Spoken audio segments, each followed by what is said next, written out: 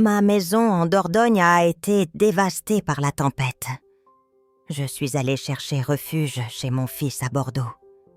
Il m'a dit « Nous tenons à notre intimité. Ma compagne Magali ne veut pas de toi ici. » J'ai senti le sol s'ouvrir. Alors j'ai appelé mon amour de jeunesse. Un homme devenu millionnaire, dont personne ne savait que j'avais encore le numéro. Quand il est arrivé, il n'a dit que 3 mots, que 3. Je m'appelle Eliane, et à 67 ans, je pensais avoir tout vu. J'avais tort. Les sirènes d'alerte météo ont retenti un mardi après-midi. J'étais dans ma cuisine. La même cuisine où j'avais élevé mon fils Bastien. La météo avait annoncé une tempête. Mais dans le Périgord, nous avons l'habitude des orages. J'aurais dû écouter les avertissements. Le vent a forci d'un coup. Le ciel est devenu d'un vert noir menaçant, une couleur que je n'oublierai jamais. J'ai attrapé ma radio et j'ai entendu les mots « Alerte maximale. La tempête touche votre secteur. » J'avais peut-être 10 minutes. 10 minutes pour sauver une vie. Mes mains tremblaient. J'ai jeté des albums photos, mes papiers importants et quelques bijoux dans une valise. 43 ans de souvenirs. Dans un seul sac. La photo de mariage avec mon pauvre Henri. Les premiers pas de Bastien. Le collier de ma mère. Le reste devrait attendre. Je me suis réfugiée à la cave. J'écoutais ma maison se battre contre le vent. J'écoutais le bruit d'un train de marchandises qui traversait mon salon. La maison a gémi. Puis, elle s'est tue. Le silence. Après, c'était le pire. Quand je suis remontée, mes jambes ne me portaient plus. Là où il y avait mon salon, il y avait le ciel, juste le ciel, et des débris. Ma table de cuisine, celle où Bastien faisait ses devoirs, était incrustée dans le mur du garage. J'ai pleuré pour la première fois depuis l'enterrement d'Henri. Ma voisine, Madame Dubois, m'a hébergée la première nuit. Mais sa maison aussi était touchée. La Croix-Rouge ouvrait des gymnases. Mais je ne me voyais pas dormir sur un lit de camp, au milieu d'inconnus. Je n'avais qu'une solution, appeler Bastien. Mon fils unique. Il vit à Bordeaux à 1 heure de route. Il est gestionnaire de patrimoine. Un de ces métiers modernes, il a réussi. Là, nous n'étions pas proches. Pas comme avant. Mais c'était mon fils. J'ai emprunté le téléphone de ma voisine. Ma voix tremblait. « Bastien, chérie, c'est maman. » Je lui ai tout dit. La tempête, la maison. C'est fini. Tout est parti. Il y a eu un silence. Puis il m'a demandé si j'étais blessée. J'ai dit que non. J'ai demandé si je pouvais venir chez lui. Juste quelques jours. Le temps de me retourner. Bien sûr, maman.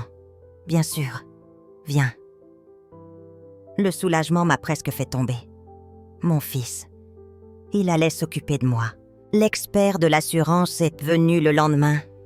Il marchait dans les ruines de ma vie, avec sa petite tablette. « Perte totale », il a dit. Ces 2 mots, si froids. J'ai demandé combien. L'assurance habitation, après la franchise, ne couvrirait jamais 40 ans de vie. Peut-être 90 000 € pour tout reconstruire. C'était dérisoire. Madame Dubois m'a conduite à Bordeaux. J'avais 3 sacs poubelles contenant des vêtements couverts de boue et ma valise de souvenirs. C'était tout ce qu'il me restait. Le quartier de Bastien était impeccable. Des pelouses parfaites, des rues calmes. La tempête n'était pas passée par là. Je me sentais comme une intruse, amenant mon désastre dans leur monde parfait. Sa maison était moderne, design. Magali, sa compagne, avait choisi la porte d'entrée rouge vif. Je l'avais rencontrée 3 fois. Elle avait 10 ans de moins que Bastien. et des opinions très arrêtées surtout. Je suis restée dans la voiture avant de sonner. Je me répétais que c'était temporaire, juste le temps de trouver un petit appartement. Bastien a ouvert. Il avait l'air mal à l'aise. Magali est apparue juste derrière lui. Elle portait un pantalon blanc, un chemisier en soie. Elle était impeccable. « Eliane, m'a-t-elle dit, quel drame pour votre maison. » Mais elle ne regardait pas mes yeux. Elle regardait mes 3 sacs poubelles. J'ai senti la boue, l'odeur de la destruction que je transportais. « C'est juste temporaire », j'ai dit, trop vite. Bastien et Magali ont échangé un regard. Un de ces regards de couple qui exclut le reste du monde. Ils m'ont fait asseoir dans leur salon. Tout était blanc, des meubles sur lesquels personne ne semblait s'asseoir. J'ai eu peur de salir leur canapé immaculé. « Alors, quel est le plan ?» m'a demandé Bastien. Il s'est assis en face de moi, pas à côté, comme pour un rendez-vous d'affaires. J'ai expliqué pour l'assurance que ça prendrait des semaines. J'espérais rester ici, juste le temps de... Le silence qui a suivi a duré 10 secondes de trop. Magali a posé sa main sur le bras de Bastien. Un geste qui semblait possessif. « Maman !» a commencé Bastien. J'ai su à son ton que mon cœur allait se briser. Le truc, c'est que Magali et moi, on tient beaucoup à notre intimité. C'est notre sanctuaire. Tu comprends? Je ne comprenais pas. J'ai dit que je ne ferais pas de bruit, que je pouvais aider. Magali a pris la parole d'une voix douce mais ferme. Ce n'est pas ça, Eliane. C'est une question d'espace. C'est notre première maison ensemble. Nous trouvons notre rythme. Ma voix est sortie, plus dure que je ne le voulais. Je suis sa mère. Elle a souri, un sourire sans chaleur. Bien sûr, et c'est pour ça que nous pensons que vous seriez plus à l'aise ailleurs. Ailleurs. J'ai regardé Bastien, attendant qu'il la contredise, qu'il se souvienne de moi. Mais il a hoché la tête. Magali a raison. Tu serais mieux avec ton propre espace. J'ai perdu tout hier. Et tu penses que je serais mieux seule dans un Formule 1. Pas un Formule 1, a dit Magali. Il y a des résidences hôtelières très bien, près du centre commercial, avec des petites cuisines. Elle me disait où je devais vivre. Et comment je paie pour ça? L'argent de l'assurance n'arrivera pas avant des semaines. Bastien a semblé gêné. Je peux t'aider, te donner quelques centaines d'euros. Quelques centaines d'euros. Je l'ai regardé. Bastien, j'ai changé tes couches. Je t'ai veillé quand tu avais la fièvre. Je t'ai tenu la main quand tu pleurais pour ta première peine de cœur. Il est devenu rouge. Magali lui a serré le bras. Personne ne remet ça en question. Nous pensons juste qu'il faut des limites. Des limites. J'ai compris. Vous me mettez à la porte. Il a protesté. Mollement. J'ai su, c'était elle qui décidait. Je me suis levée, mes genoux craquaient. J'ai 67 ans et je suis seule au monde. J'ai repris mes 3 sacs poubelles. Bastien m'a dit « Je t'appellerai dans quelques jours, quand tu seras installée. » J'ai répondu « Ne te dérange pas, je ne voudrais pas envahir votre sanctuaire. » Je suis sortie. Je suis restée assise dans la voiture de ma voisine, sur leur parking. Le soleil se couchait. Je me demandais où une femme de 67 ans, avec 93 € sur son compte, pouvait dormir. C'est là que je me suis souvenue. La carte de visite que je gardais dans mon portefeuille depuis 50 ans. Jauni par le temps, Antoine Moreau, le garçon qui avait promis de revenir pour moi, avant que la vie ne nous sépare. J'ai dormi 3 nuits dans cette voiture. 3 nuits à avoir mal au cou et honte. Je me lavais le visage dans les toilettes des stations-service. J'évitais mon reflet dans le miroir. La carte de visite était si vieille. Antoine Moreau, il avait 18 ans, j'en avais 17. Il voulait devenir promoteur immobilier, construire un empire. Il était parti à Paris. « Je reviendrai te chercher Eliane », m'avait-il promis. Mais la vie est arrivée. Il a écrit des lettres. Puis, de moins en moins, j'ai rencontré Henri, un homme bien stable. Il m'offrait la sécurité, pas la passion. J'ai dit oui. J'ai glissé la carte d'Antoine dans mon portefeuille. Un souvenir secret. J'avais entendu dire qu'il avait réussi, qu'il avait bâti cet empire, qu'il était millionnaire, mais ne s'était jamais marié. C'était ridicule d'appeler, pathétique. Mais le 4e matin, je n'en pouvais plus. J'étais gelée, j'avais faim. J'étais sur le parking d'un supermarché. J'ai composé le numéro. Mon cœur battait à tout rompre. Le numéro allait être coupé ou tomber sur une secrétaire. Une sonnerie. 2. Moreau Immobilier. Antoine à l'appareil. Sa voix, plus profonde, mais c'était lui. J'ai failli raccrocher. J'ai bégayé. Antoine, c'est Eliane. Eliane Dubois. Enfin, Eliane Martin maintenant, mais... Silence. Un silence si long. Puis, il a dit mon nom. Juste mon nom. Comme s'il s'en souvenait. J'ai tout déballé. La tempête, ma maison, mon fils. Que je n'avais nulle part où aller. Il m'a coupé. Sa voix était devenue pleine d'autorité. Donne-moi ton adresse. J'arrive. J'ai protesté. Je ne savais même pas pourquoi j'appelais. Eliane, ne discute pas. Dis-moi où tu es. Je suis déjà dans ma voiture.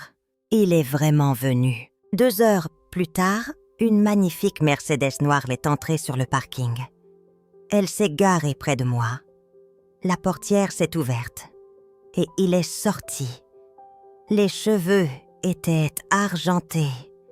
Mais c'était lui. Les mêmes yeux. Le même port de tête. Il s'est approché de ma vieille voiture. J'avais honte.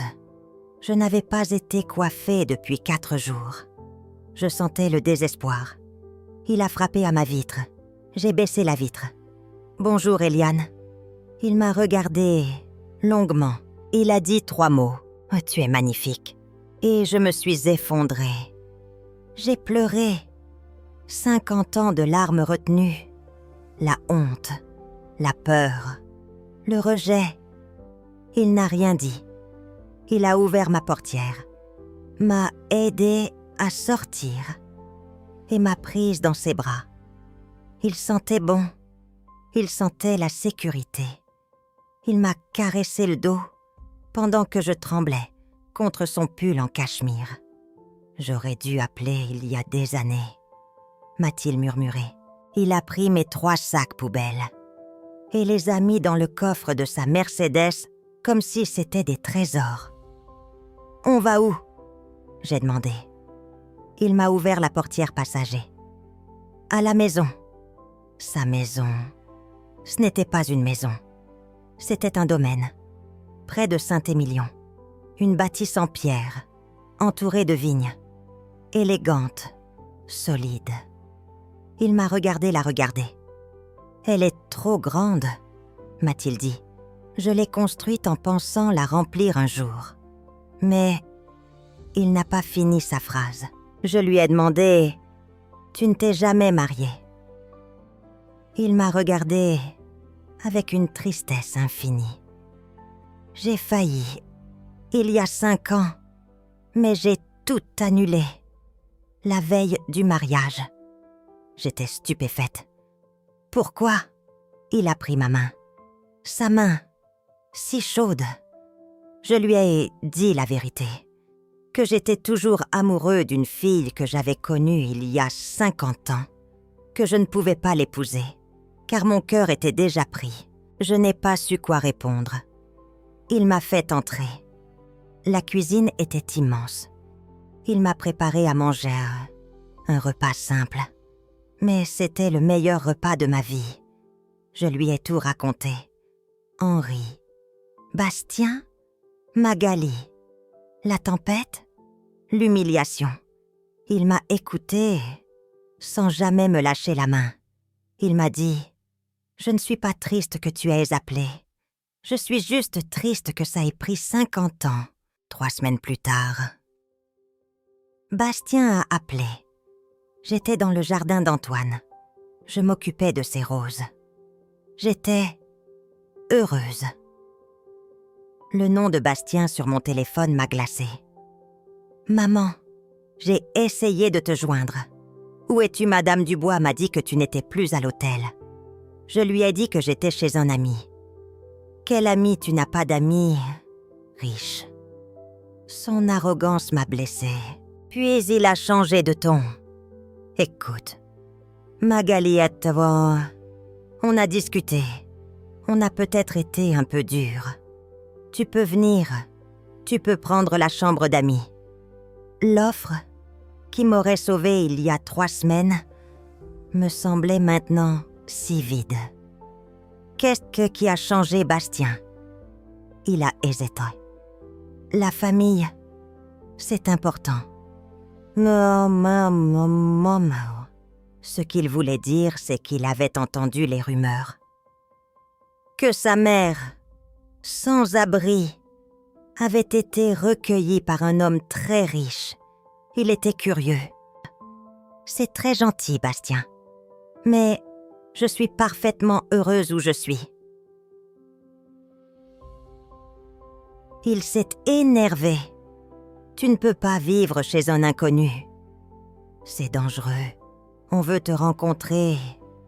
Ton ami. Dimanche pour dîner. J'ai ri. Un rire sans joie. Non, Bastien. Tu ne peux pas approuver ou désapprouver ma vie. Tu as perdu ce droit quand tu m'as laissé sur le parking. J'ai raccroché. J'ai senti une force que je n'avais pas ressentie depuis 2 années. Nous nous sommes mariés 6 mois plus tard. Dans le jardin, juste nous deux, le maire, et les témoins d'Antoine. J'ai invité Bastien. J'ai précisé. Magali n'est pas invitée. Il est venu, seul. Il était mal à l'aise, dans son costume trop cher. Il n'a pas regardé la cérémonie. Il regardait la maison. Il évaluait la valeur de la propriété. Des tableaux, il calculait. Après, il a essayé de charmer Antoine. « Je suis dans la gestion de patrimoine », a-t-il dit. Nous devrions parler de synergie. Antoine a souri. Poliment. Il avait tout compris. Les semaines suivantes, Magali a recommencé à m'envoyer des cadeaux. Des bougies, des foulards en soie. Elle essayait de racheter sa place. Puis, Bastien m'a appelé. Il avait une voix mielleuse. « Maman, j'espère que tu ne le prends pas mal, mais vous avez discuté de l'avenir de la succession. La succession, l'héritage. Il s'inquiétait pour ma sécurité financière.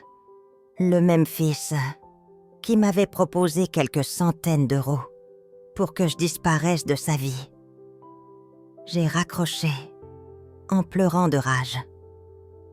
Quand Antoine est rentré, il m'a prise dans ses bras. Je lui ai tout dit. Il est resté silencieux. Puis il m'a dit « C'est un idiot, mais c'est ton fils. » 2 semaines plus tard, Antoine les a invités à dîner. Bastien et Magali sont arrivés. Nerveux. Antoine avait été un hôte parfait. Charmant. Puissant. Après le dîner, il nous a fait asseoir au salon. « Bastien, Magali, je veux être très claire. » Sa voix était calme, mais tranchante comme l'acier.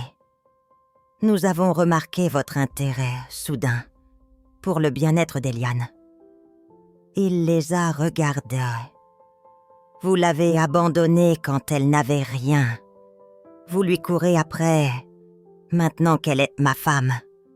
Ce n'est pas de l'amour, c'est de l'opportunisme. » Le silence était total. Je veux que vous sachiez que j'ai pris mes dispositions. J'ai consulté mon notaire. Le patrimoine d'Eliane est protégé, mais le mien ne vous regarde pas. Il a ajouté comme une pensée secondaire. J'ai souscrit une assurance vie très importante au seul bénéfice d'Eliane. Comme vous le savez, Bastien, une assurance vie est hors succession. Elle est intouchable. Et tosant. Était dit. Bastien est devenu blême. Ils sont partis peu après. Cela fait 8 mois. Bastien appelle encore rarement. Il ne parle plus d'argent. Il me demande des nouvelles de mes roses. Magali, je ne l'ai plus revue. Je ne sais pas si notre relation se réparera un jour. Mais ce n'est plus mon problème. Ce matin, je me suis réveillée dans les bras d'Antoine. À 68 ans, je suis plus heureuse que je ne l'ai jamais pété. La tempête a tout détruit pour me permettre de tout reconstruire. Et vous, qu'auriez-vous fait à ma place ?